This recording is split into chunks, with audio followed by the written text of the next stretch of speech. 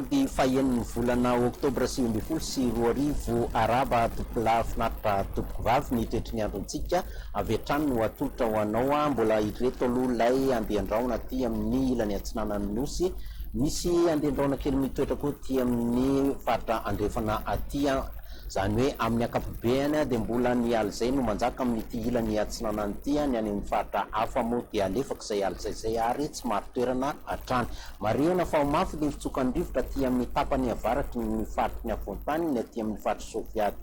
atya aloatra mangoro aty dia ny toetry ny andro amin'ny raha mpitso alatsinainy ary zany no atolotra ho anao manorina aloha zany ny aty antalàna lanjirofo atsinanana iny somary mandraondraona ny andro ny amin'ny ilany atsinana ny avoantany iny mety arahana herika zay aty amin'ny ilany atsinana ny amoro manisy oto matsiatra mandraondraona ko ny andro ny amorotsiraky melaky sy boeny sy melaka iny ary isy ny sisana orana tandrifin-draona ny aty amin'ny faritra ny nosy be ambilibe ambanja iny zany ny faritra hafa moa dia maina amin'ny ankapobeny raha ny tolakandro kosa mitoy ihany ny orina aloha aty amin'ny faritra ny avaritra atsinana nosy ray manontolo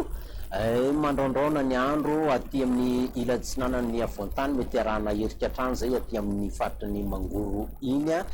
torak'izay koa mbola mandraona hatrany ny andro aty amin'ny morotsiraky melaky aty ary anorana arahankotroka ny andro ny any amin'ny faritra ny nosy be ambilibe ambanja antsoy analalava iny ny faritra hafa moa dia maina amin'ny ankapobeny makasika ny marim-panantsika dia ny faritra ny avoantany 12 12 14 ary ny faritra hafa moa dia 20 hatramin'ny 20 degré celsius marina fa mijaingana hatrany ny any amin'ny faritra avaratra andrefany nosy iny ny mafana indrindrany koa dia mbola torak'izay hatrany tazantsika misy ny 17 degré celsius aty amin'ny faritra manodidina ny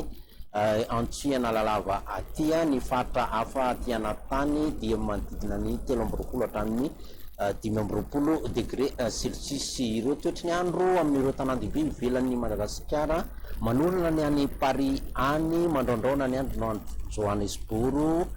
manorina tandrifin-draona ny any Nairobi ary ireo nosy manodidina antsika ndraiky kosa dia masoandro be aloha no tazantsika ny any Mayotte any